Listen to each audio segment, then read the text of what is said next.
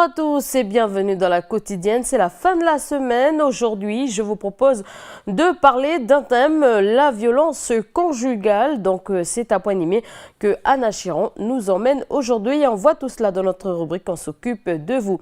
Ensuite, je vous propose d'aller à Koné. Là-bas, Chloé Yentao nous propose d'assister à un atelier court-métrage. Donc ça se passe au centre culturel de Koné. Et enfin, on parle des jeux de l'avenir avec notre ami Jamie Waimo dans notre rubrique C'est Sport. Mais pour l'heure, retrouvons notre invité du jour.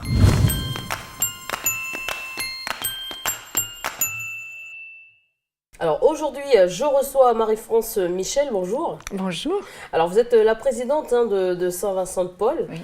Donc on est à la fin de l'année, beaucoup de familles en Calédonie vivent, on va dire, sans en précarité. C'est l'occasion justement de les aider à passer de bonnes fêtes dans de bonnes conditions. Mais on va commencer par parler de Saint-Vincent-de-Paul. Alors Saint-Vincent-de-Paul existe en Calédonie depuis 1899. Est-ce que vous pouvez nous parler justement de l'histoire un peu de Saint-Vincent-de-Paul? Oui, Saint-Vincent-de-Paul existe depuis très longtemps en Calédonie. Et l'histoire de Saint-Vincent-de-Paul, en fait, c'était un prêtre qui est allé dès le départ vers les pauvres, les aider, leur donner à manger, aller leur chercher du bois.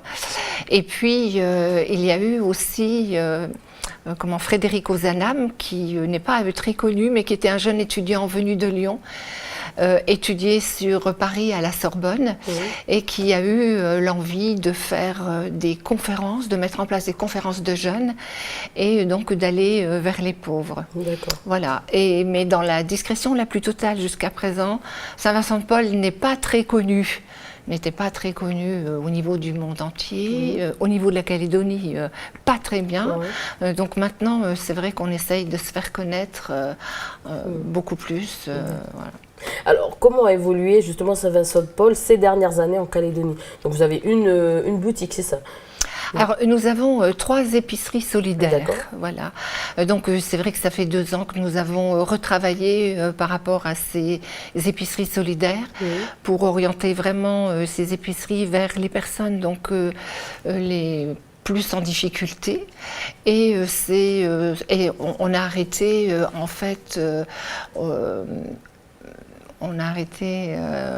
les personnes qui étaient titulaires de la carte d'aide médicale gratuite. Voilà. Et donc qui ont pu avoir accès à notre magasin et les bons alimentaires qui sont délivrés par la DEPAS et les CCAS donc aussi viennent se servir. À partir de là, on a vraiment restructuré, c'est-à-dire qu'on trouve que des produits de première nécessité. On a travaillé avec les fournisseurs pour avoir vraiment des prix plus que corrects. Et que nos personnes puissent accéder le plus facilement possible au niveau des épiceries. Sur Nouméa, il y a 3 fois plus de personnes qui viennent acheter qu'auparavant.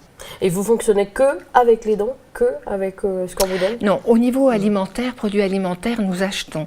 En métropole, il existe des banques alimentaires. Voilà. Ici, ça n'existe pas. Donc, nous travaillons avec les fournisseurs, avec les déstockages, les promotions. Donc voilà, ce qui nous permet d'avoir des prix plus que corrects au niveau. Souvent, les entreprises jouent le jeu. Oui, très souvent, vraiment très souvent. Au passage, nous les remercions parce que oui, heureusement, ça permet quand même d'avoir certains produits alimentaires assez bas. On dit souvent qu'il y a des gens qui ont des appréhensions, disant que peut-être que ces produits, on vend des produits, mais la date est dépassée, alors que c'est faux, c'est réellement faux. Ah ben non, nous achetons. Donc là, vraiment, on va vers les fournisseurs. Donc là, il n'y a pas de souci. C'est pas du tout les dates ne sont pas dépassées.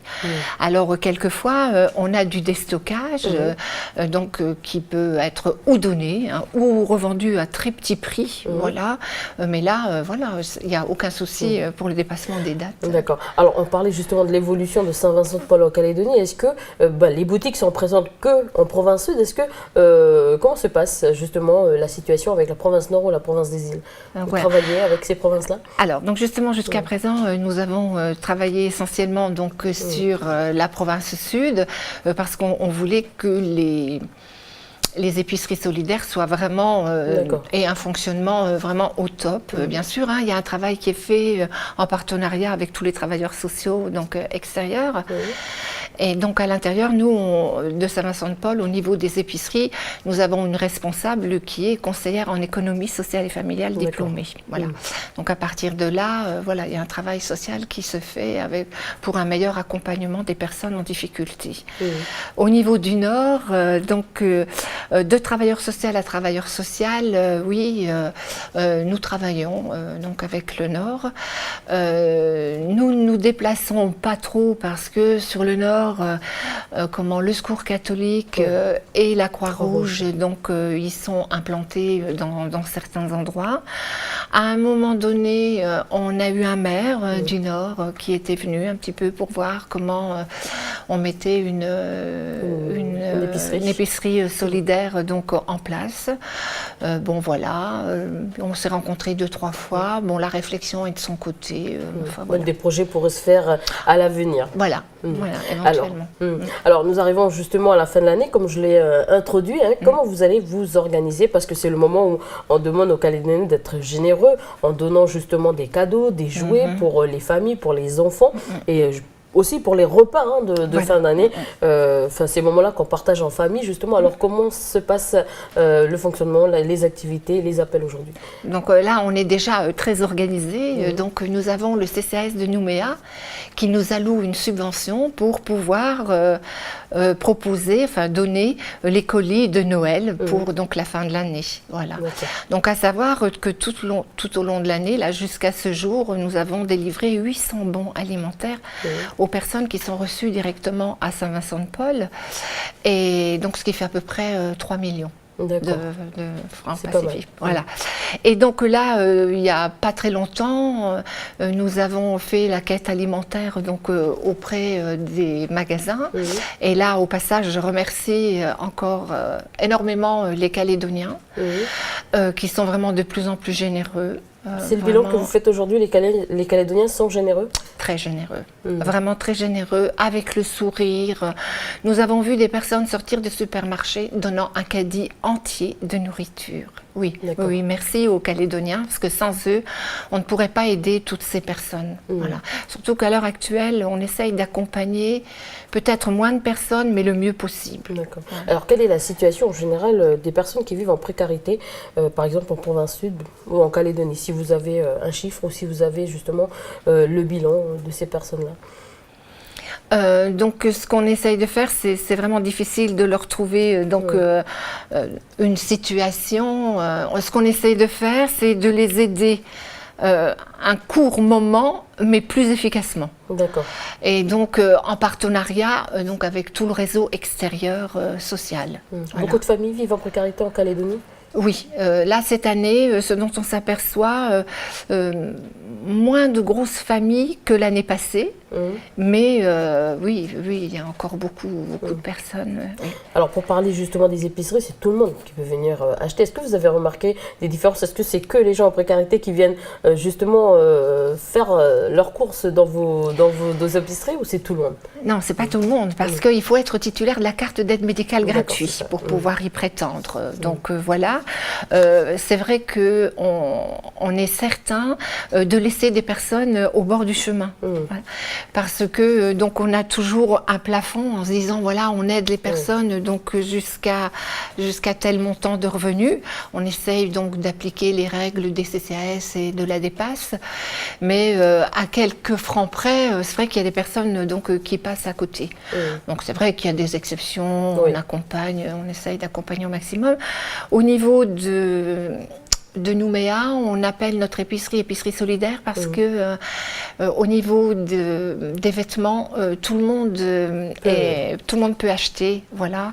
Et c'est vrai que le bénéfice de la vente des vêtements nous permet de baisser certains produits alimentaires qui restent taxés sur le territoire. Donc oui, voilà, c'est vraiment. Et en même temps, ça permet de ne pas stigmatiser, ne pas se dire un tel va à Saint-Vincent-de-Paul, voilà. Alors, est-ce qu'aujourd'hui, on peut toujours donner des dons si on a envie d'offrir des dons à Saint-Vincent-de-Paul justement? Et où est-ce que les gens peuvent aller déposer tous ces dons? Oui, on peut toujours. Là récemment, il y a quelqu'un qui a déposé une poche avec des jouets qui étaient bien emballés avec le sexe et l'âge des enfants. Bon voilà, je n'ai pas rencontré cette personne, mais je la remercie parce que vraiment tout était bien fait. C'est vrai que là, on a 80 enfants à peu près, donc c'est vrai que les jouets sont toujours bien acceptés et que nos bénévoles, heureusement qu'ils existent, donc sont là pour préparer donc tout. Alors où est-ce qu'on peut aller déposer nos dons? Donc les dons, vous pouvez venir les déposer donc à Saint-Vincent-de-Paul, à la Vallée du Tir, à rue Calmette. Tous les matins, l'entrée se fait donc par le magasin. Sinon l'après-midi, c'est par le parking. C'est vrai, désolé, le parking est fermé, mais pour sécurité, car nous avons eu aussi pas mal de vols, de dégradations. Et donc, il suffit de faire le 272 et nous viendrons vous ouvrir. Voilà. Pour terminer cet entretien, est-ce que vous avez un message à passer aux Calédoniens qui nous regardent aujourd'hui? Eh bien, oui, voilà. Bonjour à tout le monde. Merci de votre générosité, que ce soit au niveau du linge, au niveau des meubles. Merci. Sachez que vous rendez service vraiment et vous rendez des personnes heureuses par l'histoire des dons au niveau surtout des meubles. Parce que c'est vrai que c'est difficile d'arriver à se loger, surtout quand on sort des squats pour aller dans un logement social. On n'a pas toujours les meubles qu'il faudrait. Voilà, c'est sur ce message qu'on se quitte. Donc Marie-France, Michel, merci d'avoir accepté cette invitation. Je vous remercie. Merci beaucoup. Allez, on passe tout de suite à l'agenda du pays.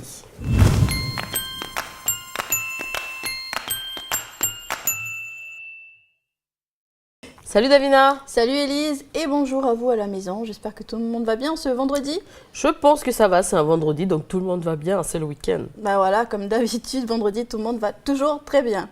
Donc aujourd'hui, pas autant d'informations que d'habitude dans cet agenda, mais on va dire quelques informations importantes sur lesquelles on va s'arrêter et parler sérieusement, on va dire comme ça. On va commencer tout de suite en allant du côté de Tours. Là-bas se tiennent les inscriptions pour le ramassage scolaire et la cantine pour l'année 2015. Donc, sachez que vous avez jusqu'au vendredi 12 décembre pour inscrire vos enfants. Il y aura un certain nombre de documents à fournir et d'informations à donner. Ça se passe du côté du service enseignement de la mairie.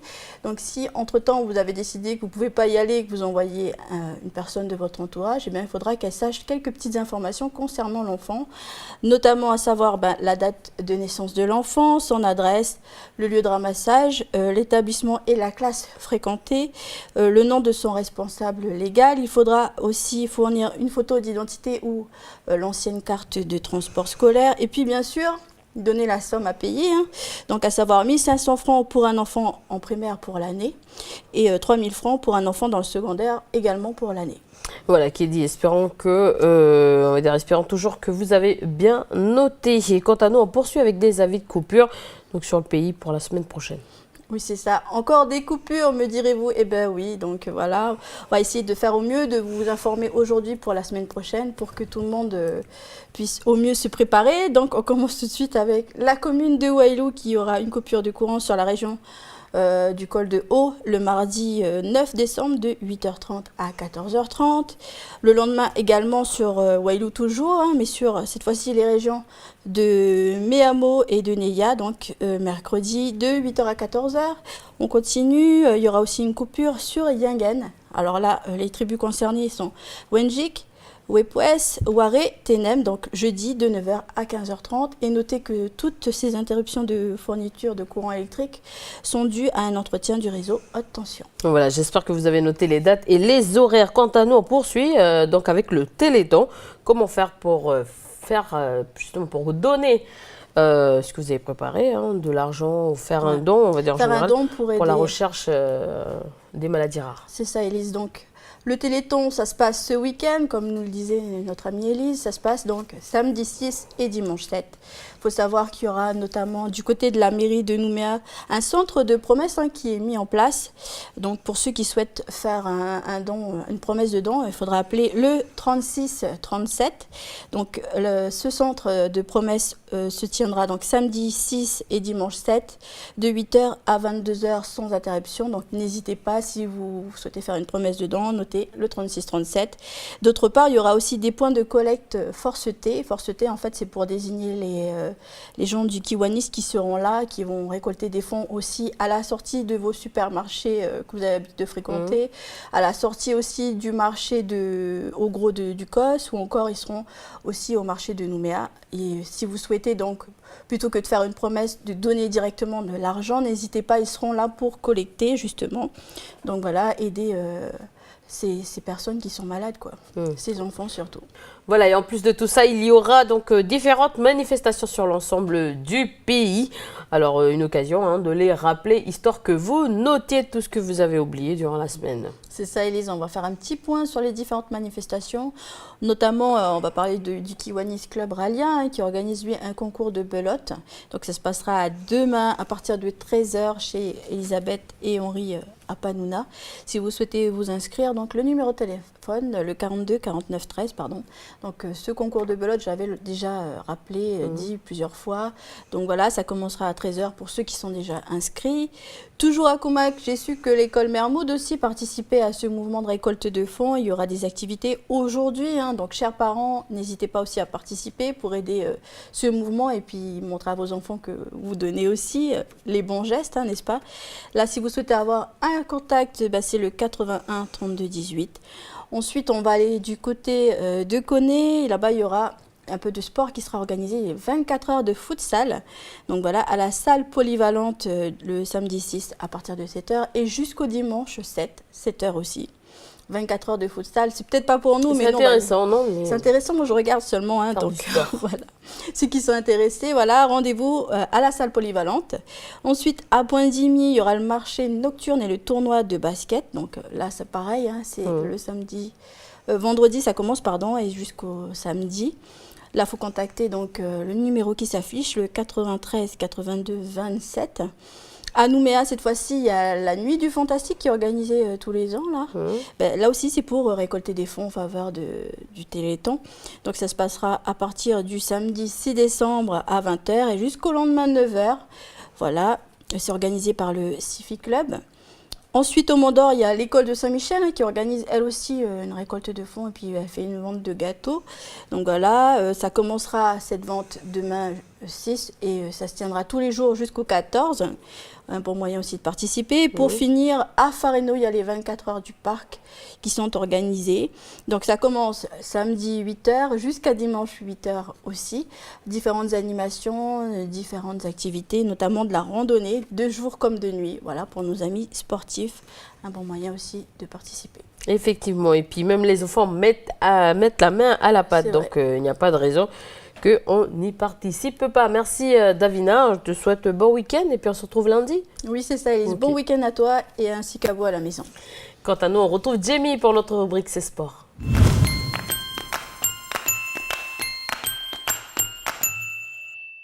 Alors aujourd'hui dans ces sports, on va parler des enfants handicapés du pays qui se sont retrouvés pour partager une journée de sport placée sous le signe de la rencontre et des échanges. Donc c'est avec Jamie, bonjour. Bonjour Elise et bonjour à tous. Alors que s'est déroulé du 17 au 23 novembre la semaine pour l'emploi des personnes handicapées en France, le secteur de l'emploi, le secteur de l'enseignement du gouvernement du pays a mis en place une journée sportive pour conjuguer le sport et le handicap pour sensibiliser les Calédoniens. Une journée centrée sur le thème de l'échange, objectif favoriser le dialogue entre les enfants en situation de handicap et les enfants valides au travers d'ateliers sportifs pour contribuer à l'inclusion du plus grand nombre d'élèves en situation de handicap physique, mental ou sensoriel qui sont scolarisés pour la plupart en classe d'intégration scolaire connue sous le nom de CLIS. Alors, combien y avait-il d'enfants réunis sur le site Noumadeli, le stade? Alors, 258 élèves se sont donné rendez-vous, Élise, au stade Noumadeli, dans 215 en situation de handicap. Tout le territoire était représenté. Le nord-ouest, ils étaient 24 avec l'école de théâtrie de Koné. Le nord-est avec la classe CLIS de Poindimier. Les îles avec les 6 élèves de l'école de Wé, Lifou. Et enfin la province sud avec ses 224 élèves. L'art du vivre ensemble, de pratiquer ensemble un sport avec ou sans handicap, c'était le leitmotiv de cette journée. Alors au niveau de l'organisation, il y avait donc au total 8 ateliers avec justement un turnover. Alors à chaque classe, chaque classe devait s'affronter. Hein, voilà, il y avait des rencontres au sein de ces ateliers entre chaque classe, donc des rencontres amicales, bien qu'il y avait, comme tu le dis Élise, des confrontations, l'esprit compétition n'y était pas. Il n'y avait pas la place pour la compétition, c'était justement l'objectif. Chaque classe comportait dans ses rangs 3 jeunes valides.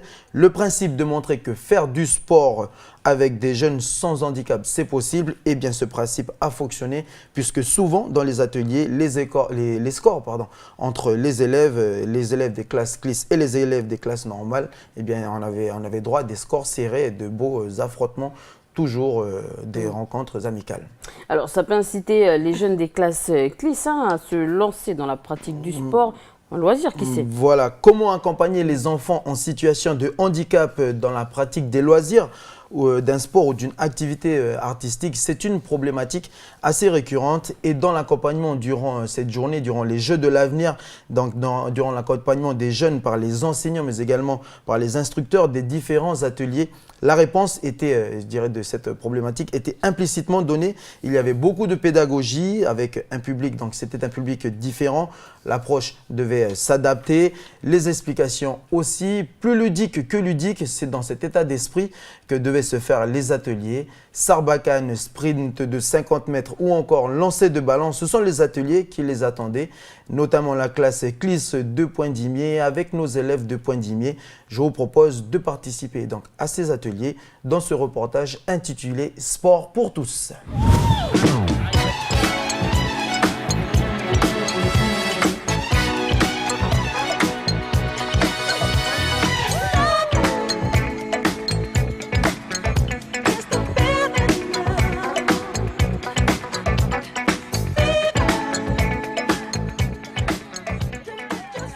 Bon, les objectifs de la journée, c'est de partager un moment au travers du sport.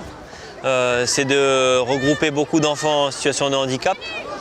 Et derrière tout ça, on a aussi envie de faire vivre l'inclusion aux enfants qui sont valides. C'est-à-dire qu'ils se rendent compte, qu'ils se retrouvent à 1 ou 2 dans un groupe d'enfants en situation de handicap. Et puis qu'ils puissent constater que ces enfants en situation de handicap, c'est de très bons lanceurs, c'est de très bons coureurs. Ils sont excellents à la Sarbacane aussi, et parfois meilleurs que les enfants valides.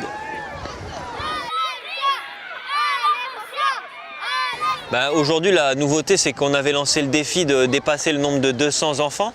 Et là, on était à 260 aujourd'hui sur le terrain.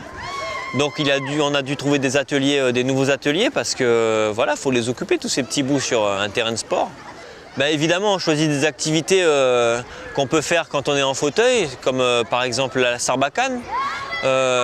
On choisit des activités comme la course, alors là il y a plusieurs catégories. Et puis après il y a des activités d'initiation, c'est-à-dire que le slalom fauteuil, les enfants valides et même ceux qui ont des troubles des fonctions cognitives, ils ne savent pas forcément ce que c'est de se déplacer en fauteuil, donc ils ont pu voir que ce n'était pas facile d'évoluer en fauteuil.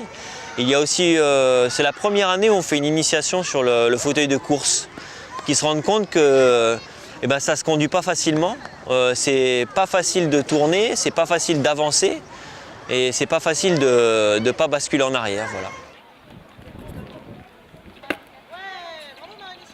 Le message, c'est on était dans l'intégration, maintenant on va évoluer vers l'inclusion, c'est-à-dire nos personnes en situation de handicap, nos enfants, ils doivent être avec nous, au milieu des enfants valides et pas à côté. Voilà. La CLIS 1 de Poindimier est composée de 10 élèves, principalement des déficiences intellectuelles, et il y a des élèves avec des troubles associés, donc des troubles autistiques, des troubles du langage, des troubles de la personnalité. On a un petit peu de tout. et 5 garçons, 5 filles. Tous les ans, on participe. Donc les enfants savent qu'à cette période, on va descendre sur Nouméa pour participer au mini-jeux. Et donc toute l'année, on fait des petites sessions sport pour les entraîner à la course, à Sarbacane et au lancer de vortex, les disciplines qui sont présentées aujourd'hui. Je trouve que c'est très bien cette journée parce que les enfants se sentent au centre de l'activité, au centre de l'attention. Donc c'est un petit peu leur journée. C'est spécialement organisé pour eux et d'autant plus qu'on se déplace sur Nouméa quelques jours à l'avance pour découvrir des activités qu'ils n'ont pas pour l'habitude de faire sur Point-d'Imier.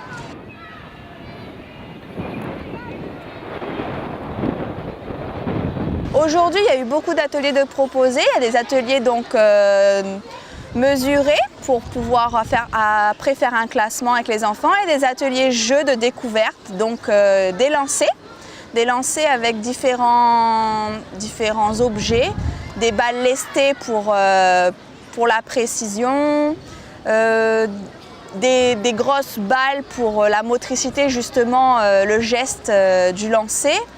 On a également fait les activités mesurées, la course, donc une course de vitesse. Les sarbacanes où il fallait souffler des petites fléchettes sur une cible, donc là aussi c'est beaucoup de précision.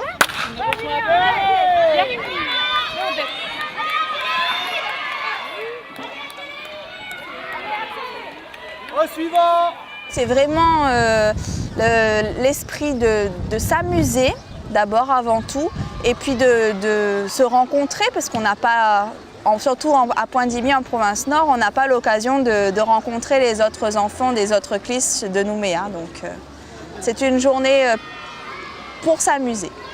Le sport est une très bonne chose pour tout ce qui est motricité déjà, parce que c'est des enfants qui ont du mal avec leur corps en général et le sport les aide vraiment dans l'apprentissage de leur corps en totalité. Voilà, espérons que le souhait de maîtresse Maëva soit entendu, que l'année prochaine, eh bien, écoutez, que les Jeux de l'avenir se déroulent en province nord, sur Koné ou pourquoi pas sur Point-d'Imier. Oui, mine de rien, ce genre de manifestation peut favoriser l'émancipation d'un jeune. Et voire même son intégration, pouvoir intégrer la société avec son handicap, c'est le quotidien, c'est le combat quotidien donc des jeunes handicapés, travailler et vivre comme les autres. Pour eux, ce n'est pas une mince affaire et qui pourtant est possible à réaliser. Prenons l'exemple de Pierre Fairbank ou encore Thierry Wachetine. Donc ces personnes devenues des grands sportifs travaillent et vivent comme tout le monde. Et grâce au sport, leur intégration s'est faite tranquillement. Le regard des gens a changé. On voit maintenant des grands sportifs. On ne voit plus comme des personnes pas comme les autres et qui font surtout la fierté de notre pays. Ce sont des grands champions, de grands sportifs. Et donc voilà pour dire que le sport guérit les maux. Le sport, c'est l'espéranto d'une société. Avec le sport, le langage est universel et on peut faire pas mal de choses et notamment surtout l'intégration de ces jeunes. On dispose de pas mal de classes CLIS ici sur le territoire.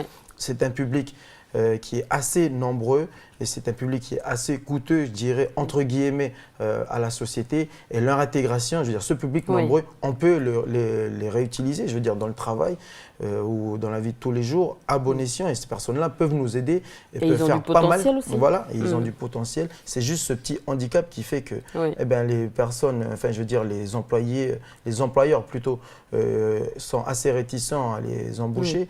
Mais ces personnes-là disposent, comme tu dis, Élise, de potentiel. Et puis d'une façon d'être et d'un vivre ensemble qui est, je dirais, comme une personne lambda. Et le sport, c'est vrai que le sport peut faire des miracles. Et le sport peut contribuer à l'intégration d'une personne dans la société.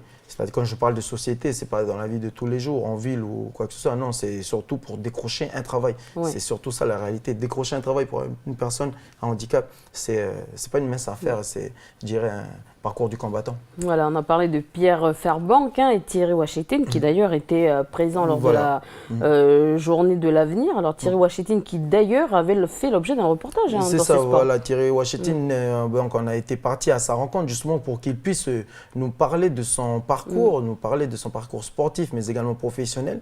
C'est un jeune qui, on ne va plus présenter son palmarès sportif, il est actuellement champion d'Europe au lancer de javelot.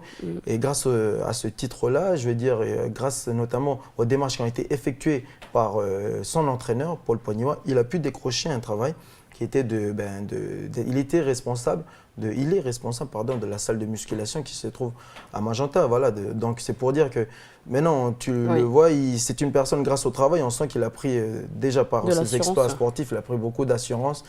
Et on le voit comme une personne lambda et qui s'amuse comme tout le monde. Donc ces personnes-là étaient présentes, comme tu le dis, durant ces Jeux de l'avenir, durant ces ateliers. Ils étaient là pour les accompagner, ne serait-ce déjà pour ces jeunes de voir Pierre Fairbank, une personne qui participe et qui revient des championnats de France et des championnats d'Europe, mais également Thierry Washington, des personnes qui ont l'habitude, ces jeunes-là, de les voir à la télé. Juste leur présence, ça leur a donné une petite motivation. Et puis ils ont pu partager, ils ont pu discuter.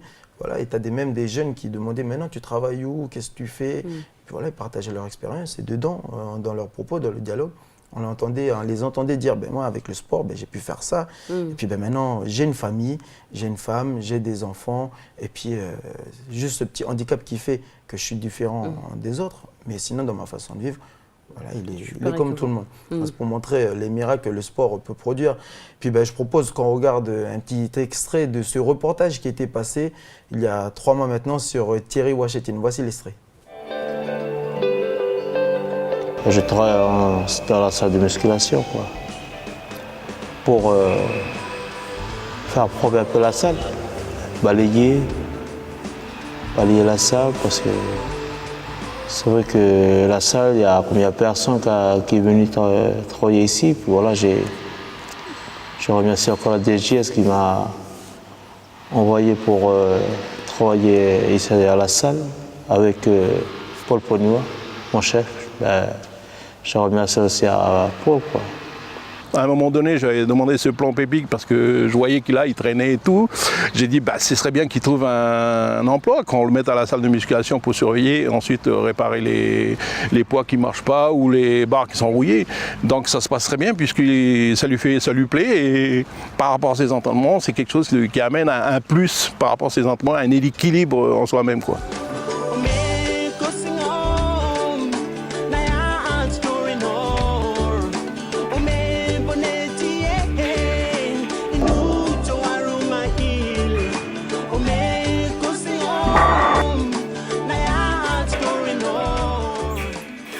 Pour moi, c'est vrai que j'ai commencé, j'ai travaillé à la maçonnerie. J'ai travaillé à la maçonnerie, après, c'est vrai qu'après la maçonnerie, puis pour s'entraîner, après c'est dur la maçonnerie après. Avec la fatigue, je ne peux pas venir à l'entraînement. Mais là, j'ai choisi pour venir pour voir la DGS, pour demander, pour travailler ici à la salle, pour savoir comme ça, pour l'entraînement, c'est tranquille après pour l'entraînement. Et puis les heures que le chef m'a donné, comme c'est mon coach aussi, Paul Pognois, et je remercie aussi beaucoup à lui. Même c'est avec la DGS, avec Jeannette, puis Pierre Forest, avec M. Pio. Je pense qu'il faut travailler de ce côté-là, puisque c'est des gens comme nous et il faut les aider. Moi, il n'y a pas de souci à les retirer de là ou quoi que ce soit. Non, au contraire, il faut les aider qui persévèrent dans ce domaine-là et que nous, on les aide aussi ailleurs par rapport à cela. Je prends le 10 de 20 kg, je mets 60 kg. Pour faire le développé couché.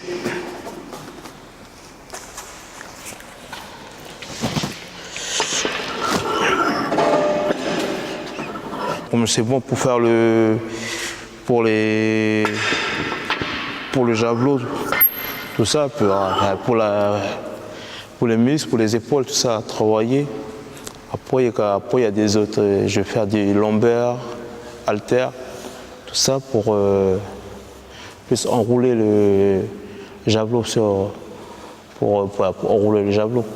Quand j'étais champion d'Europe, c'est grâce à la musculation. C'est-à-dire que la musculation, ça se termine pour les muscles Et puis au niveau techniquement aussi, au niveau lancer de javelot, enroulé, c'est grâce à la musculation, quoi. J'étais déjà champion du monde, champion d'Europe, puis j'étais champion d'Asie aussi, on était à Malaisie, tout ça. J'étais champion, et puis Australie. Pour moi, je suis le premier Français. Je suis le premier Français que j'ai été médaille d'or. Voilà, donc on espère que ce coup de projecteur aura donc encouragé les jeunes handicapés ou les adultes de faire un effort et surtout de montrer qu'ils ont du potentiel et qu'ils peuvent y arriver aussi dans la vie. Voilà, qu'il ne faut pas hésiter. Si vous avez envie de pratiquer un sport ou un loisir quelconque, n'hésitez pas à vous rapprocher des structures, n'hésitez pas à vous rapprocher des clubs. Parce qu'en matière d'handisport, il faut savoir que la Nouvelle-Calédonie, on est pas mal représenté à l'échelle internationale. Et puis, grâce au handisport, on arrive à se hisser parmi les meilleures nations du monde. Et les gens découvrent où se trouve la Calédonie et comment on se débrouille sur un terrain de sport. Donc, n'hésitez pas les jeunes. Voilà, c'est-à-dire qu'on n'est pas tout seul, qu'ici, il y a beaucoup de dispositifs. Beaucoup de dispositifs. Donc, à votre disposition, donc profitez de ces occasions-là. Merci, Jamie. Merci, Élise, et merci à tous. Allez, on retrouve Anna pour notre rubrique On s'occupe de vous.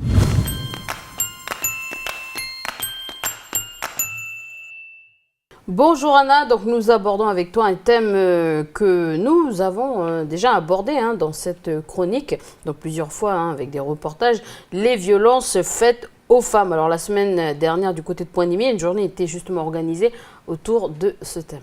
Bonjour Élise et bonjour à vous aussi derrière vos écrans de télé. Oui, nous avons parlé plusieurs fois, comme tu disais, de ce thème dans d'autres reportages.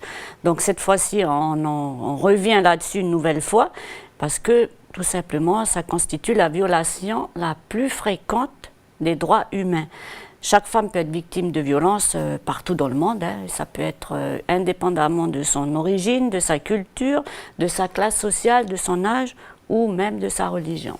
Alors, quand tu parles de violence, tu veux parler justement des femmes qui sont battues? Oui, mais pas seulement, parce que la violence, elle peut être physique, bien sûr, mais ça peut être aussi une violence sexuelle ou une violence psychologique ou même économique.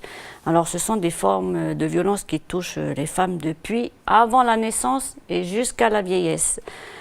Jusqu'à 70% des femmes sont victimes de la violence au cours de leur vie. Et selon les données de la Banque mondiale pour la violence conjugale et le viol, eh bien, ça représente un risque plus grand pour une femme âgée de 15 à 44 ans que le cancer, les accidents de la route et la guerre réunis. Alors c'est quand même assez impressionnant. C'est vrai que c'est impressionnant et dramatique. Et puis nous aussi en Nouvelle-Calédonie, nous sommes concernés par le problème. Donc il y avait une journée organisée à Koumak récemment en hommage à Hyacinthe, cette jeune femme décédée sous les coups de son conjoint. Donc une journée pour se souvenir justement, mais aussi sensibiliser la population. Oui, Élise, malheureusement, eh bien, il y a des femmes donc, qui arrivent, qui décèdent sous les coups de leur conjoint. Donc, c'était le cas pour Hyacinthe. Donc, on se souvenait de cet événement dramatique donc, récemment. Et à Pointe-Dimier aussi, il y a eu une journée qui a été organisée il n'y a pas très longtemps. Donc, pour sensibiliser là aussi la population à ce problème donc, des violences qui sont faites à l'égard des femmes. Et puis, c'était aussi l'occasion de rendre hommage, de se rappeler de Marilyn, c'était une jeune femme originaire de Pointe-Dimier qui, elle aussi, a été victime et décédée sous les coups de son conjoint comme Hyacinthe. Donc, pour cette journée, il y avait donc une marche qui était organisée et ensuite un dépôt de gerbes sur la pierre tombale de cette jeune femme. Et ensuite, les participants se sont réunis, ont pu partager un repas en commun, donc petite réunion bien sympathique. Et puis, il y avait à signaler quand même la présence ce jour-là d'une écrivaine plutôt, Madame Tissot, dont on la connaît sur le territoire. Donc, après tout l'après-midi, il y a eu donc un débat, des échanges entre toutes les participantes et participants. Et donc, ils ont pu échanger. Et puis, il y a eu aussi des témoignages par rapport à un vécu de certaines. Alors, c'était des femmes uniquement de la commune de Pointe-Dimier ou c'était ouvert à tous? Oui, c'était ouvert. En fait, la majorité des femmes étaient de la région, de Pointe-Dimier, mais il y avait aussi des personnes qui ont fait le déplacement depuis Ponnet-Réouin pour pouvoir participer à cette journée.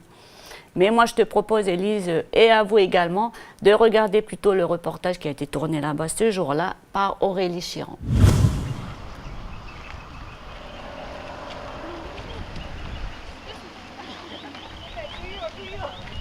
Cette journée, nous la terminons aujourd'hui à Poindimié, la journée pour la marche contre les violences.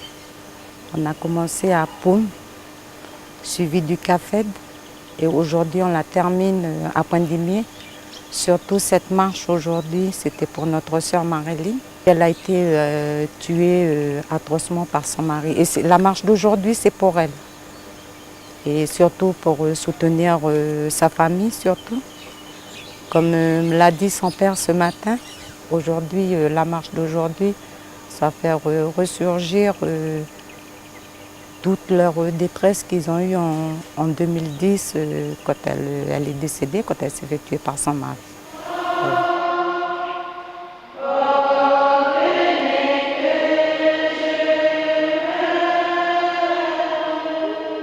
L'invitée de cette année, c'est Madame Tissot. On l'a invitée parce que voilà, c'est une femme qui a subi des violences dans son enfance. Et déjà l'année dernière à Koumak, elle avait témoigné. Mais aujourd'hui, on l'a encore réinvitée. Et peut-être l'année prochaine, on va la réinviter encore pour que cette année, les mamans qui n'étaient pas l'année dernière, cette année-là et l'année prochaine, elles seront là. Justement, c'est qu'elles nous servent de modèle pour les violences faites aux femmes. Avec le temps, peut-être, je dis bien peut-être, elles n'oublieront pas, mais il y aura une petite, la cicatrice va peut-être guérir. Alors ce que je peux dire à cette dame, de se continuer, de se battre, de protéger ses filles, et à toutes les mamans, parce que ça s'est passé chez cette dame, elle a osé parler, et bravo, bravo, parce qu'elle est mélanésienne, elle parle devant des mélanésiens, des mélanésiennes, et je lui dis bravo d'avoir eu ce courage, et peut-être que parmi vous, vous avez ce problème. Vous n'avez pas le courage d'en parler comme elle l'a fait. Mais si ça l'est, s'il vous plaît, mettez-vous du côté de vos petites filles et protégez vos filles. Protégez vos petits garçons aussi, parce qu'on parle du viol des petites filles. Je vis en Australie et je peux vous dire que les petits garçons aussi sont violés. C'est très nécessaire de parler de la violence pour aider les femmes à comprendre qu'elles ne sont pas les seules et qu'on peut les aider. Oui, une femme sur 4 est violentée, est abusée. Oui, oui. Et c'est inacceptable. Je suis outrée. Je n'accepte pas. J'ai zéro tolérance pour la maltraitance des femmes et des enfants. Et lorsque j'ai un chiffre comme ça devant moi, je suis même étonnée. Je ne pensais pas qu'il y avait autant de souffrance. Des manifestations telles qu'on a fait aujourd'hui aident les femmes à parler, aident les femmes à comprendre qu'elles n'ont pas à accepter. Donc ça, c'est déjà quelque chose qui aide. Il y a aussi, je vais faire appel au gouvernement, aux coutumiers, aux femmes, aux hommes, de porter un regard aiguisé sur la souffrance des femmes et des hommes, afin que ça se passe plus ou que ça s'atténue. Lorsque j'ai écrit le livre, une amie l'a lu, elle m'a dit mais il ne faut pas en rester là. Tu as écrit ton passé, parce qu'au début, il n'était pas fait pour être dans les mains du public, il était fait pour mes frères et sœurs. Et elle m'a poussée un peu, elle faisait partie d'une association. Et je me suis laissée aller avec la vague. Et maintenant, je suis satisfaite de ce qui est fait, parce qu'il y a beaucoup de retours. Ce qui m'a surtout poussée aussi, c'est que j'entendais quand même des femmes qui se plaignaient. Il y avait des nouvelles. Je vivais en Australie à l'époque. Bon, je suis revenue sur le territoire pour une durée de 3 ans. Mais il y avait tous les jours aux nouvelles, en Australie, ou même dans les journaux ici, des femmes battues, des femmes qui meurent, des femmes qui en meurent. Et cela m'a poussée à le faire, à me battre avec ces femmes, avec les associations, de marcher aux côtés des femmes qui se battent. Et je ne suis pas prête d'arrêter.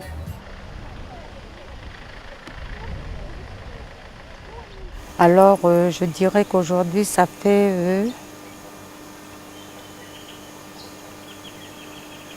10 ans, je pense. 10 ans qu'on fait cette marche contre les violences. Sur la population, surtout, je m'adresse aux mamans surtout, qu'elles ne se taisent pas, qu'elles brisent ce silence, qui parfois peut conduire à des drames. Si elles se taisent trop longtemps, ça peut conduire ces mamans-là à des drames comme aujourd'hui pour Marilyn.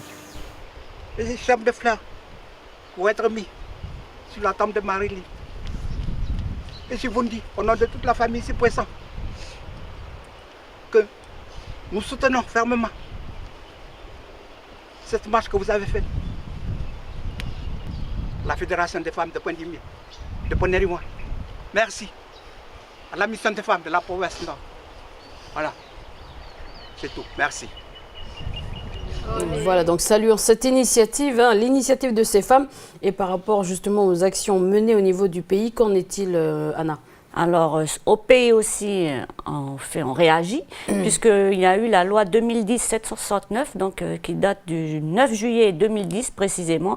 Et cette loi, elle est relative aux violences faites spécifiquement aux femmes, aux violences au sein des couples et aux incidences donc, de ces dernières sur les enfants. Il y a eu aussi une action du gouvernement qui avait lancé une campagne de sensibilisation donc, en 2011. Il y a eu des spots télévisés, je ne sais pas si tu t'en souviens. Oui, donc c'était en plusieurs langues. Il y avait en langue djéhou, en païti, en tchemoui et même en wallisien. Et puis juste souligner des actions qui ont été, des dames qui ont été récompensées plutôt pour leurs actions. Dewe Gorodé et Léonie Varnier, donc deux dames bien connues en Nouvelle-Calédonie, qui ont été décorées donc de la Légion d'honneur, justement pour l'engagement qu'elles ont manifesté tout au long de leur vie au profit des femmes et en particulier des femmes kanaks. Voilà, un grand travail qui a été fait et on encourage justement toutes ces personnes qui œuvrent dans ce domaine pour continuer. Donc, il y a encore beaucoup à faire. Alors, est-ce que tu as des numéros de téléphone ou des adresses à nous donner aujourd'hui pour nos téléspectateurs? Oui, Élise, j'en ai quelques-unes à transmettre à tout le monde. Alors, la première, c'est l'association Femmes et Violences Conjugales que l'on peut contacter au 26 26 22. Il y a également l'association SOS Violences Sexuelles. Alors, eux, ils ont un numéro vert. Donc, un numéro vert, c'est gratuit. Alors, c'est le 05 11 11 ou alors le 25 00 04. Et puis, également, un autre numéro gratuit, c'est celui de la gendarmerie, le 17.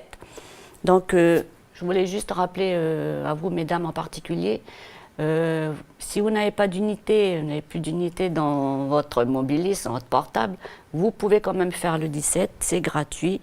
Vous serez ensuite mis en contact avec le centre de secours ou la brigade de gendarmerie qui sont les plus proches de votre domicile. Donc, n'hésitez pas à faire le 17 en cas de besoin. Merci Anna pour toutes ces informations et puis on te retrouve la semaine prochaine. Bon week-end à toi. Bon week-end Élise et bon week-end à tous. Allez, on retrouve Chloé pour notre rubrique Demandez le programme.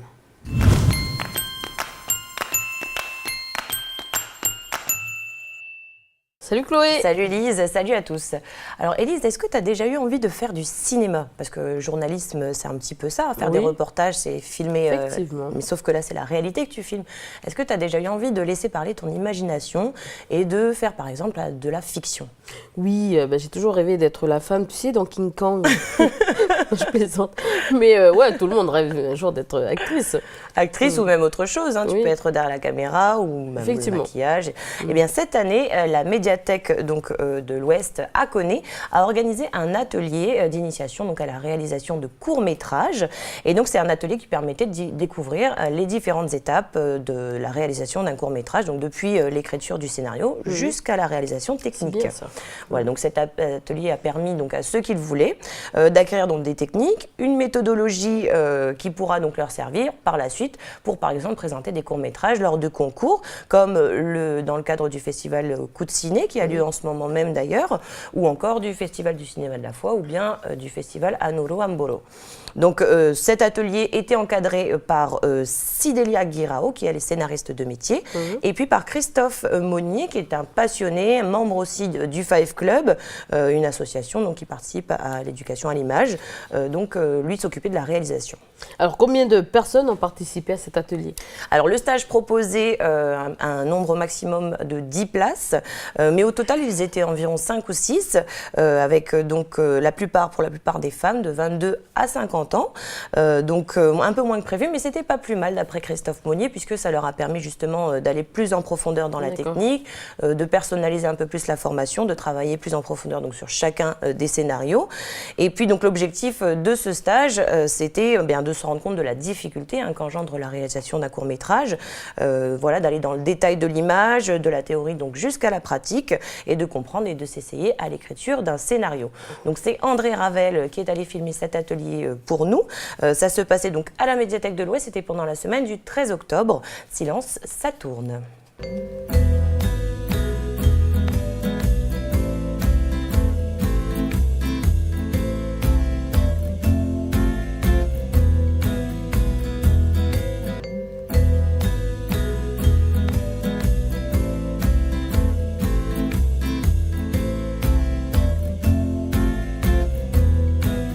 est en train d'essayer d'offrir aux gens une formation à l'écriture de courts-métrages et à la réalisation de courts-métrages, avec pour objectif de leur donner des outils pour pouvoir réaliser un court-métrage à l'occasion du festival Coup de Ciné, où il y a un concours de scénario et de courts-métrages dont le thème est le voyage.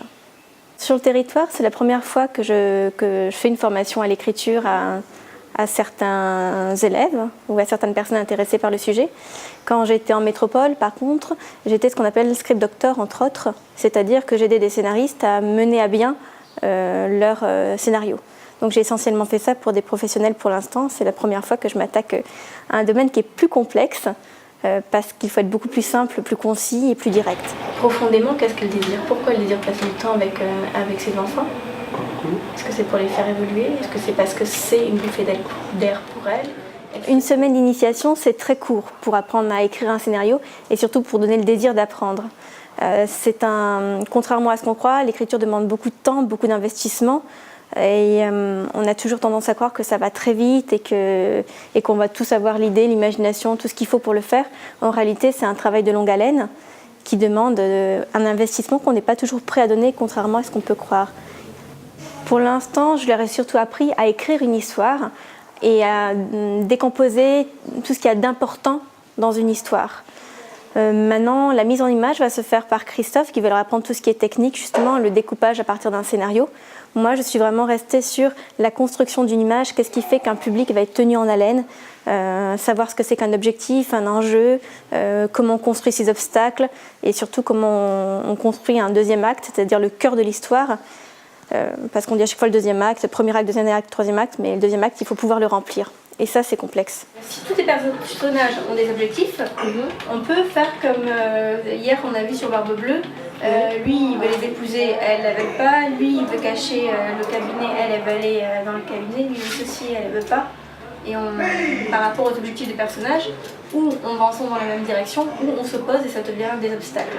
On a des gens qui sont curieux juste du cinéma, des gens qui voudraient réaliser un court-métrage parce qu'ils sont intéressés par l'audiovisuel, des gens qui ont envie de réaliser des courts-métrages pour leur vie personnelle quand ils partent en voyage, savoir réaliser un petit film de famille qui leur convienne, des gens qui sont intéressés par creuser ce qu'est une histoire parce qu'ils sont intéressés par la littérature. On a vraiment des profils un peu différents par rapport à ça. Ça peut être de passer du temps avec son grand frère.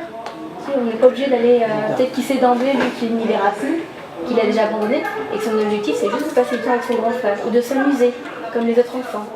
On m'a proposé de faire le stage, et souvent, je suis souvent intéressée par ce qui est artistique en général, et du coup j'ai accepté.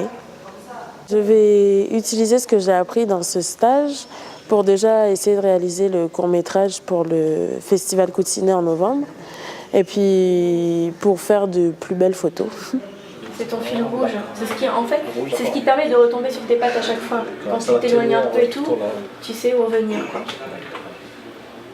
Et ça permet de caractériser ton personnage. Par une flèche ici, c'est ça qui va me tenir jusqu'à la fin.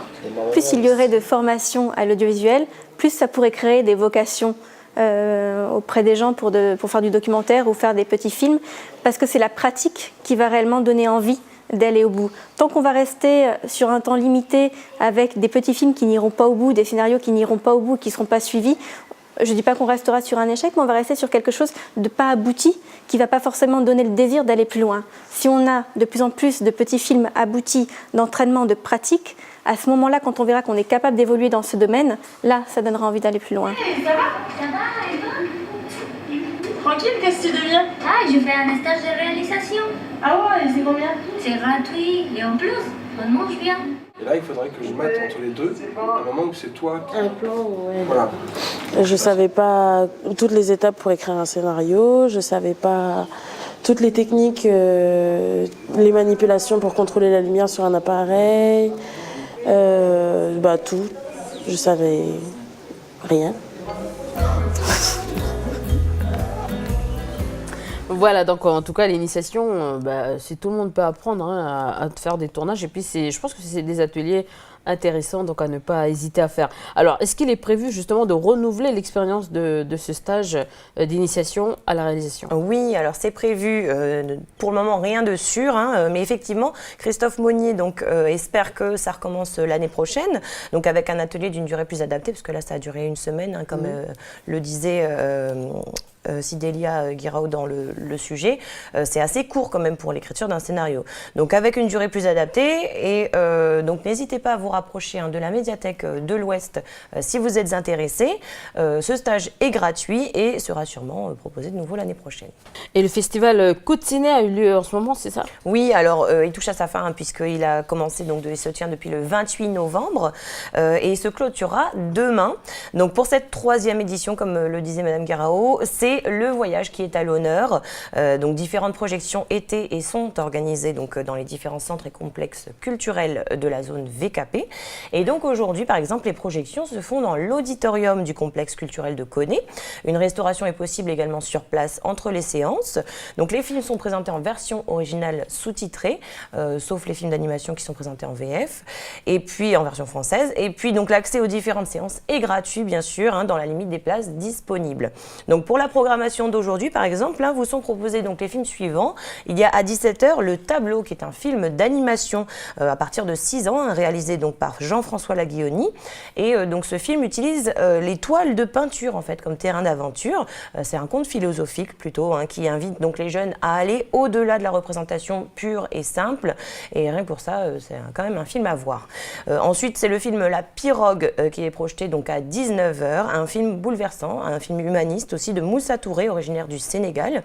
Donc c'est l'histoire d'un capitaine d'une pirogue de pêche qui devra conduire donc une trentaine d'hommes de Dakar jusqu'aux îles Canaries pour rejoindre donc le sol espagnol. Et donc c'est une traversée dangereuse qui est souvent soldée par la mort de certains clandestins qui essaient de traverser, quoi. Et enfin, à 21h, projection de la comédie dramatique américaine de Wes Anderson intitulée À bord du Darjeeling Limited. On a déjà parlé de ce film. C'est l'histoire de 3 frères qui ne se sont pas parlé en fait depuis la mort de leur père et qui décident de faire donc un grand voyage en Inde ensemble, en train, pour justement renouer les liens. Sauf que la quête spirituelle va pas du tout se passer comme prévu. Ça va plutôt dérailler, donc ça va être plein de surprises. Une odyssée qu'aucun d'eux ne pouvait imaginer. Et le festival continue encore jusqu'à demain? Oui, Élise, alors demain ça se passera à la tribu de Baco, donc encore d'autres projections et d'autres animations qui sont prévues. Il y aura un goûter, il y aura même une chasse au trésor dans l'après-midi pour les enfants. Et puis à 18h30 est prévue également la remise des prix du concours de court-métrage, donc Coup de Ciné, et puis une projection donc des films primés. Vous pouvez donc retrouver le programme dans son intégralité sur internet à l'adresse www.weebly.com. Très bien, c'est noté. On continue avec du théâtre. Oui, alors ça se passe au Théâtre de Lille. C'est la dernière pièce de théâtre de la saison. Donc ça s'appelle Nos femmes. C'est une pièce qui est proposée donc par la compagnie Sacartoon, qui nous parle donc avec humour et délicatesse de l'amitié qui peut unir donc les hommes. Donc avec Éric Camus, Marc Perdu et Christian Thiriot. La mise en scène est de Marie-Ève Delatte. Très bien, c'est quand ? Alors, ça a commencé hier soir. D'ailleurs, les bénéfices ont été reversés au Téléthon pour la séance d'hier soir. Pardon. Et il y a une représentation ce soir à 20h et ce week-end, samedi 6 et dimanche 7 à 18h. Ok, cette fois-ci, nous allons dans le Nord. Oui, alors du 8 au 16 décembre, la troupe de théâtre de Pierre Gopp sera donc en tournée sur la côte Est pour une pièce de théâtre intitulée L'Histoire et l'Endroit. Donc c'est une pièce qui a été commandée spécialement par l'association d'Ohuni pour les 30 ans du centre culturel Goa Maboirat. Voilà. Très bien. Alors, où est-ce qu'ils vont donner les représentations ? Alors, pour le calendrier de la tournée, ils seront donc le 8 décembre à Canala, le 9 décembre, ils seront à Wailou, le 10 à Ponériouin, le 11 à Touo, le 15 à Puebo et le 16 à Yingen. Et de quoi parle cette pièce? Comme tu le disais, ça a été créé pour l'anniversaire du centre culturel. Voilà, exactement. Spécialement pour l'occasion. Donc l'histoire et l'endroit, c'est une fable animalière donc qui raconte l'histoire de la princesse des eaux troubles et de l'oiseau donc au beau plumage, qui sont tous les deux témoins de la construction du centre culturel de Yingen, Goa Maboirat. Donc le grand chef lézard va décider que la culture soignera reprendra donc les mots de la société kanak et va donc lui consacrer une image essentielle. Et ce projet va rassembler donc la chefferie du bord de mer et la chefferie de la vallée. Mais voilà, des personnes malveillantes voudront faire taire ces projets naissants et donc les compagnons vont se retrouver donc victimes de cette évolution. Voilà, donc les comédiens sont tous originaires du Nord et des îles. Il y a Kesh Béarouné, Josélita Bernol, Laurence Bollet, Aman Poigny, Pierre Poudewa et Colette Tidjit. Ils ont eu donc l'occasion de préparer cette pièce de théâtre lors d'une résidence artistique qui s'était déroulée donc en octobre dernier en partenariat avec la FMI et le Centre culturel Guamaborat. Donc le texte et la mise en scène sont de Pierre Gopp. D'accord, c'est noté. Et place maintenant la musique du côté du Vieux Tour. Oui, alors le vendredi 12 décembre se déroulera le festival Est Mela Music en partenariat donc avec le comité coopératif Côte-Est à la tribu donc de Vieux Touo. Donc l'ouverture du concert se fera par des groupes locaux. Il y aura Lévi de Puebo, Paladje de Touo, Kayagong de Poneriouin et Kachirian de Wailou. Et puis donc il y a des groupes invités du Pacifique. Il y aura Anslom de Papouasie-Nouvelle-Guinée, Laïssa Voulakoro de Fidji, Nayo du Vanuatu, One Talk Small Jam des îles Salomon. Et voilà, donc ça se passera de 14h à minuit sur le site de Vieux Touo. Et donc pour tout renseignement, vous pouvez bien sûr contacter le Centre culturel de Yingen au 42 80 74. Voilà, il y a une bonne brochette de musique aussi en fini avec un peu de lecture avec un magazine local qui vient de naître. Oui, Zazouille, le mag des Zazou du Caillou qui vient de voir le jour. C'est un magazine donc pour les enfants de 5 à 8 ans d'une 40aine de pages en couleur qui est décomposé donc en 16 rubriques thématiques. Il y a les écolos du Caillou, il y a des paroles d'enfants, une rubrique culturelle, une rubrique historique, une rubrique santé, etc. Voilà, donc c'est le premier numéro qui est sorti. Le numéro 0, en fait, c'est un spécial Noël. Voilà, donc il y a des contes de Noël, voilà, la magie de Noël, donc une rubrique culturelle. Il y a aussi des idées déco, des paroles d'enfants. Voilà, donc différents thèmes abordés. C'est un produit donc qui est élaboré en Nouvelle-Calédonie par la société GEM Édition. Il y a même des petits jeux, des quiz.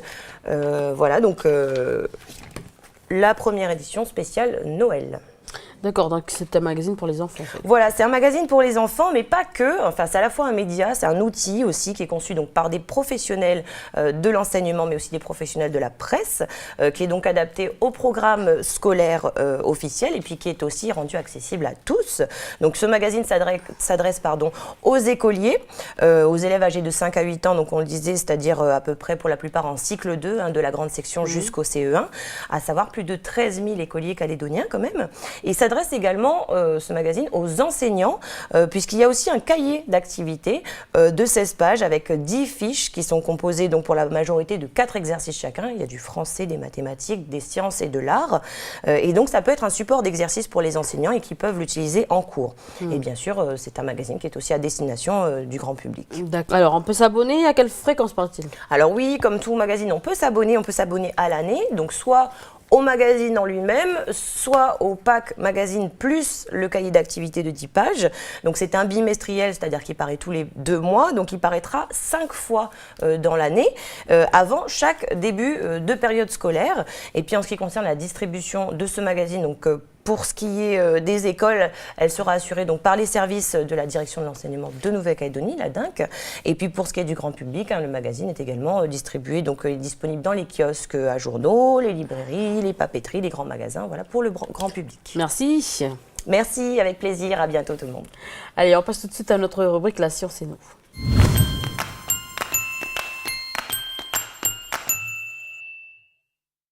Salut Mara. Salut Élise, bonjour à tous. 7 277 299 000 et des poussières d'humains sur la planète Terre au jour d'aujourd'hui.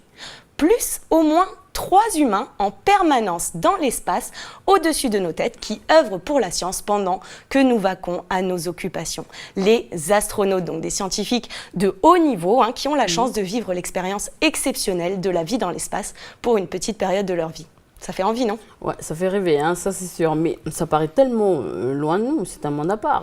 C'est sûr que ça paraît loin, je te l'avoue, mais les astronautes, hein, bon, c'est vrai qu'ils font partie quand même d'une élite de la société, mais c'est avant tout des personnes comme tout le monde, comme toi et moi, Élise. Est-ce que tu sais par exemple qu'ils ont tous des petits rituels à faire, à accomplir avant de partir dans l'espace, comme toi par exemple, avant que tu passes en plateau? Oui, bien sûr, hein, je fais le tour du plateau, je fais allez, bonjour tout le monde. Non, vraiment, je n'ai pas de petits rituels à part mon petit maquillage, je me regarde le matin, mais pas oui, je sais, je t'embête. Mais par contre, c'est vrai hein, qu'il y a certaines personnes qui ont vraiment des rituels avant une mission, comme souvent les marins avant de partir en mer. Eh bien, les astronautes aussi, ils accompagnent chaque départ pour l'espace de rituels. Donc, c'est une manière, bien sûr, de perpétuer la tradition, mais aussi un peu d'éloigner le mauvais œil. Hein. C'est pas parce qu'on est scientifique qu'on n'a pas le droit d'être un peu superstitieux aussi. Alors, justement, dis-moi, c'est quoi comme rituel? Alors, par exemple, déjà, à bord de la Station spatiale internationale, donc l'ISS, eh bien, chaque astronaute a avec lui son petit objet fétiche. Ça peut être une peluche ou une médaille, bien sûr, qu'ils ont tous rapporté de la Terre. C'est des sortes de porte-bonheur et puis des souvenirs. Mais c'est surtout au moment du départ que les rituels sont les plus marqués. Par exemple, chez les Américains, interdiction d'inaugurer une nouvelle coupe de cheveux la veille d'un départ. Pourquoi? Ça porte malheur, c'est comme ça, ils n'ont pas le droit. Et il y a des traditions aussi qui sont là pour rendre bien sûr hommage aux pionniers de l'aventure spatiale, donc dans cet esprit toujours, chez les Américains encore une fois, avant le départ, les astronautes sont obligés de manger des œufs brouillés avec du steak pour le petit déjeuner, comme l'avait fait le premier astronaute américain, donc Alan Shepard, en mai 1961. En tout cas, pas mal comme rituel, hein, et puis pas mal comme petit déjeuner. Alors là, justement, le 22 novembre, il y a eu un départ de la Station spatiale internationale. Oui, il y a eu un départ pour la station et ça s'est fait depuis Baïkonour. Donc c'est le site de lancement russe au Kazakhstan. Et là-bas, tous les astronautes, qu'ils soient russes ou d'une autre nationalité, ils doivent tous reproduire les gestes de Youri Gagarin, donc le premier homme à être allé dans l'espace. Apparemment, les Russes, ils sont très superstitieux, donc là, il n'y a vraiment pas moyen de déroger à la tradition. Donc en fait, la veille du décollage, les astronautes doivent planter un arbre et puis ils doivent aussi regarder un film des années 70, donc Le Soleil blanc du désert. À ce qui paraît, je ne l'ai pas vu, mais c'est assez soporifique, mais les astronautes sont quand même obligés de le regarder jusqu'au bout. C'est sympa, mais c'est un peu bizarre, je trouve. Alors, tu as beau avoir justement fait des études, de longues études, mais c'est toujours la tradition qui passe avant. Ah oui, ça c'est clair, la tradition passe toujours avant, voilà. Et donc, ils doivent aussi, par exemple, signer la porte de leur chambre d'hôtel avant de partir et aussi écouter une chanson d'un groupe soviétique, donc Zemlian, vous allez pouvoir l'entendre. C'est super motivant pour partir dans l'espace. Ouais, on part dans l'espace. C'est un peu bizarre. Enfin, mais ça motive, ça motive. D'accord, ouais. Mais carrément, je trouve que c'est... En tout cas, c'est la tradition. Donc, sache que chaque départ dans l'espace chez les Russes est accompagné par cette musique au moment où ils rentrent dans la navette spatiale plutôt. Et puis également, au moment de rentrer, ils se prennent un coup de pied au derrière. Figure-toi, c'est une coutume russe pour souhaiter bon voyage. Coup de pied au derrière, astronaute et coup de pied au derrière. Oui. Bon, ça fait plaisir en tout cas, je ne me laisserai pas faire. Alors, qu'est-ce qui les attend justement après dans l'espace? Alors là, c'est une vie qui n'a rien à voir avec ce qu'on connaît ici sur notre planète. Je te propose qu'on regarde un petit aperçu si ça te dit. Allez, c'est parti, on regarde les réalités de la vie dans l'espace.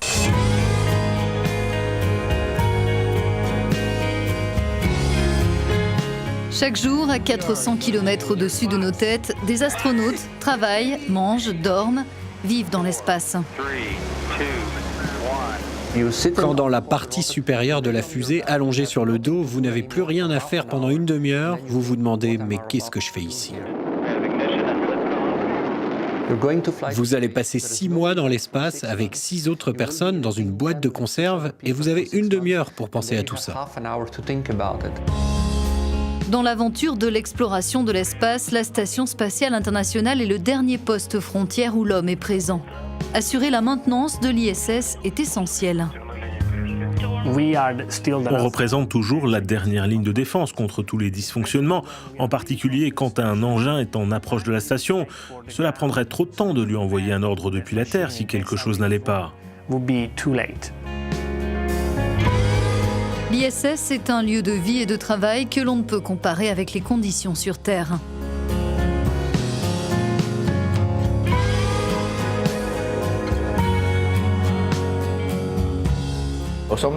Parfois, quand on va dormir, qu'on ferme les yeux, on voit un rayon ou des flashs et on se dit « des particules radioactives, ma rétine est atteinte ». Et c'est ce qui se passe ensuite dans tout votre corps. The beauty of a shooting star simply blows my mind.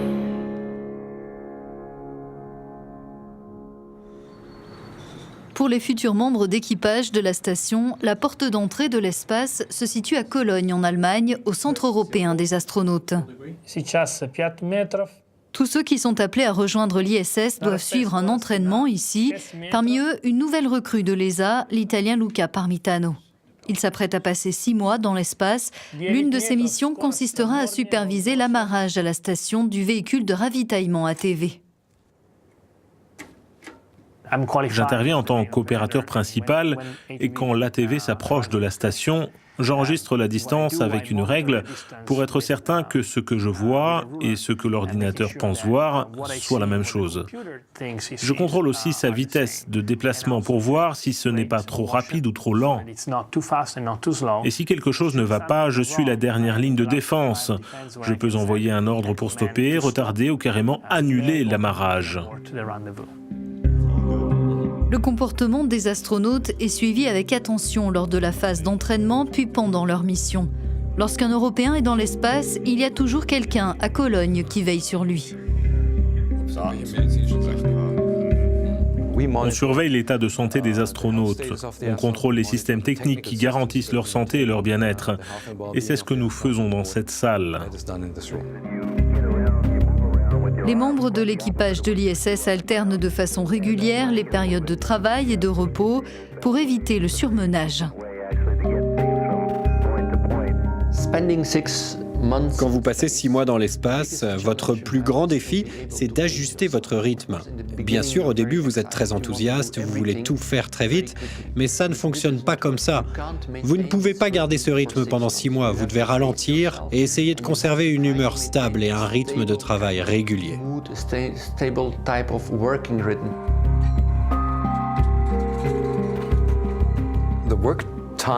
Le temps de travail est d'à peu près 10 heures programmées sur la journée.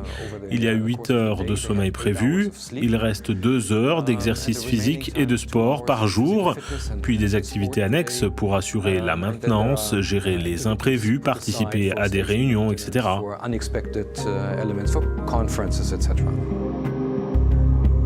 La mission principale des astronautes consiste à mener des recherches scientifiques, mais ils doivent aussi consacrer beaucoup de temps à la maintenance de la station et accomplir des tâches qui peuvent sembler banales.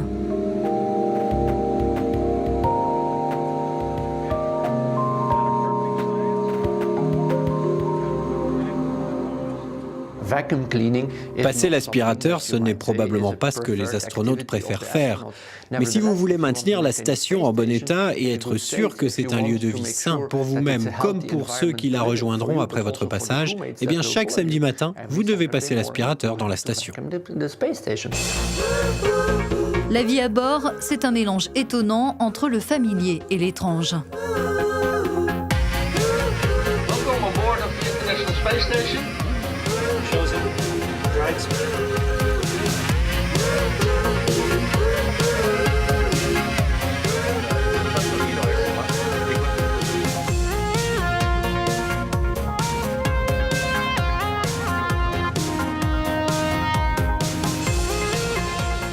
Le recyclage de l'eau représente une part importante du travail de maintenance. 70% de l'eau est recyclée. Notre urine est aussi recyclée. Donc, à bord de la station, on peut dire en gros que le café qu'on a bu hier, c'est le même qu'on boit aujourd'hui et le même que celui qu'on boira demain. Et c'est aussi le café de nos coéquipiers.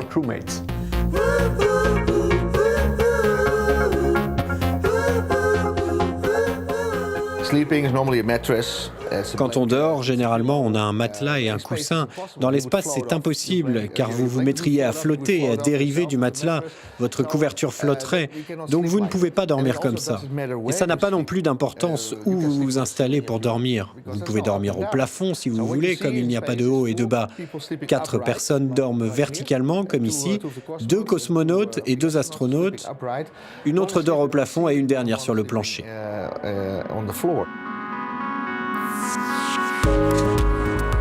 Les membres d'équipage sont un peu les mains et les yeux des scientifiques à terre. Ils réalisent leurs expériences en orbite et font eux-mêmes partie de l'expérimentation.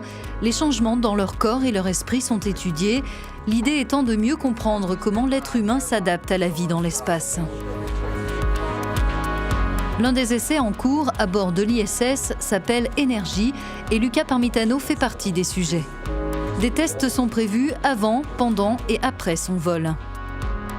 Ce que nous mesurons ici, c'est la dépense énergétique totale d'un astronaute homme lors d'un vol spatial de longue durée sur Terre et en micro-pesanteur.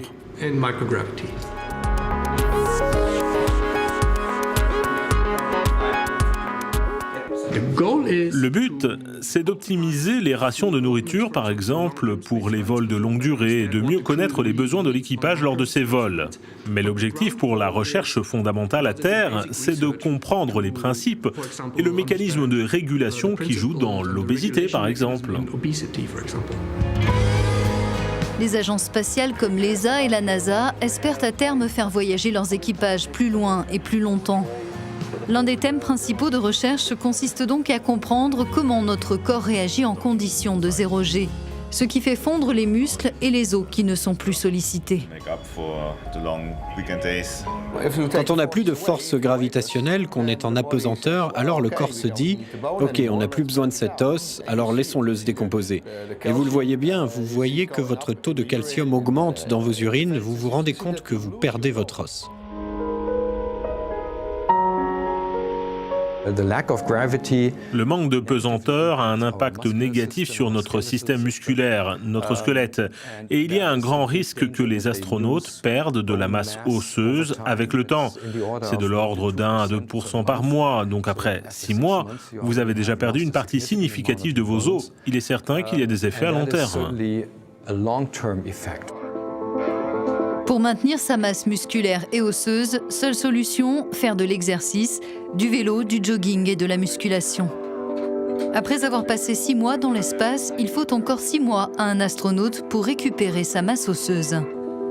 Le plus grand défi physique, c'est le retour. Bien sûr, votre corps s'adapte quand vous partez dans l'espace. Vous ne vous sentez pas bien les premiers jours, puis vous vous faites à l'apesanteur. Mais le retour sur Terre, c'est pire. Vous devez vous réadapter à la Terre, à la gravité.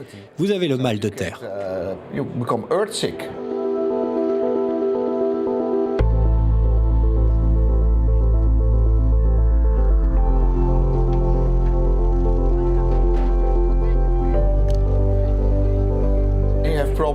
On est sujet aux courbatures. Pendant 3 mois, j'ai eu des courbatures. Toutes sortes de petits muscles qu'on utilise habituellement, on ne les utilise plus en apesanteur. On fait beaucoup de sport dans l'espace, mais ça ne suffit pas pour les petits muscles. Par exemple, au niveau des chevilles, pour l'équilibre. Or, vous ne maintenez plus votre équilibre. Donc, pendant 3 mois, j'ai eu des douleurs musculaires.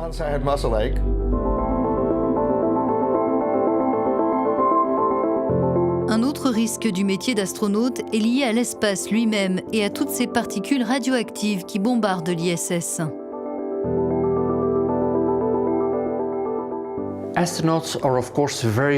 Bien sûr, les astronautes connaissent très bien les effets à long terme que les vols spatiaux peuvent avoir sur la santé. Oui, il y a un niveau plus élevé de radiation là-haut. Typiquement, au cours d'un vol spatial de 6 mois, on reçoit l'équivalent du même type de radiation ou du même niveau de radiation qu'un employé de centrale nucléaire durant toute sa carrière. Ce genre d'exposition aux radiations pourrait entraîner des cancers comme une leucémie. Mais pour l'instant, l'équipe médicale n'a pas prouvé que les missions dans l'espace avaient des conséquences à long terme. On maintient la surveillance de l'état de santé des astronautes sur une longue période, jusqu'à leur départ à la retraite et même après. On partage les informations sur tous les astronautes à l'échelle de la planète. Elles sont intégrées à une base de données et on essaye d'identifier tous les aspects médicaux spécifiques qui pourraient être liés à l'activité d'astronaute.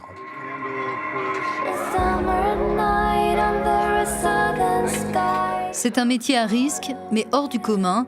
Il donne aussi le sentiment de vivre une expérience unique.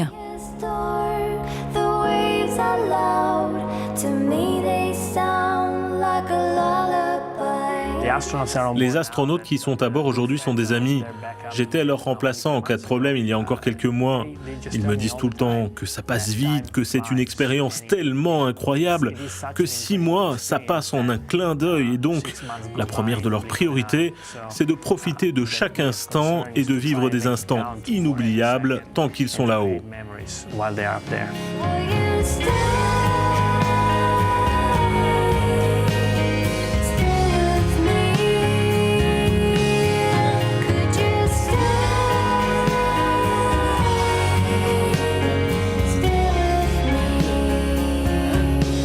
C'est clair que c'est une aventure exceptionnelle, hein. Même s'il y a des risques comparés à l'aventure. Franchement, c'est exceptionnel. En tout cas, j'ai envie d'y aller. Alors, comment est-ce qu'on peut faire pour devenir astronaute?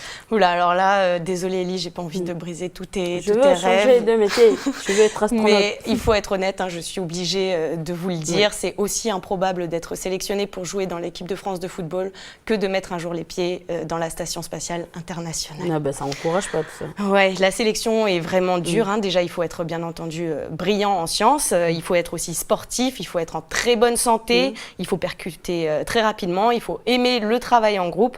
C'est sûr. Hein, et là encore, on a moins d'une chance sur 1000 d'arriver au bout de la sélection. Ben, c'est ce que je disais tout à l'heure. Ça encourage pas. Bon, ben, je laisse tomber alors.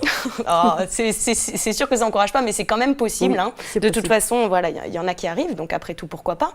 Quand on est vraiment passionné, rien n'est impossible. Mais voilà, il faut savoir quand même qu'en 30 ans, eh bien, l'Agence spatiale européenne n'a recruté que 23 candidats. Il faut être aussi en plus irréprochable en anglais, évidemment, hein, puisqu'il faut pouvoir communiquer quand on est à bord de la station spatiale. Et puis après, il y a aussi beaucoup de tests psychologiques à passer, avec des questions comme par exemple 100% de chance de vous en sortir en abandonnant votre coéquipier, ou bien 50% en lui prêtant main forte. Qu'est-ce que tu fais? Effectivement, c'est dur. C'est dur, voilà. C'est pas un métier pour les psychopathes, on va dire. Et puis aussi, à bord de la station spatiale internationale, il faut bien évidemment éviter de tomber malade, hein, parce que là, c'est pas vraiment le lieu. Donc, fort, voilà, pour réduire le risque, eh bien, il y a également une sélection après les tests psychologiques. Il y a également des tests médicaux qui sont effectués et qui jouent beaucoup dans la sélection. Donc, tous les tests possibles, hein, cardiovasculaires, osseux, ophtalmologiques, analyse de sang, IRM, des échographies, voilà. Ils font tout pour essayer de détecter des éventuelles faiblesses qui seraient incompatibles totalement avec l'espace, comme par exemple une fragilité osseuse. Vous l'avez vu dans le sujet. Déjà qu'on perd de la masse osseuse dans l'espace, si on est déjà fragile à la base, c'est pas possible. Voilà. Voilà, donc c'est vraiment un métier réservé à l'élite, quoi. Et peut-être qu'un de nos téléspectateurs sera le premier Calédonien dans l'espace. Qui sait? Merci. Voilà, peut-être. Merci, Mara. Merci à toi, Élise. Merci à tous. À très bientôt. Voilà, c'est la fin de cette émission. Merci de nous avoir suivis. Et n'oubliez pas, NCTV vous propose de gagner des cadeaux en trouvant le mot mystère en 4 lettres. Donc, suivez notre programmation sur NCTV. Tata à tous.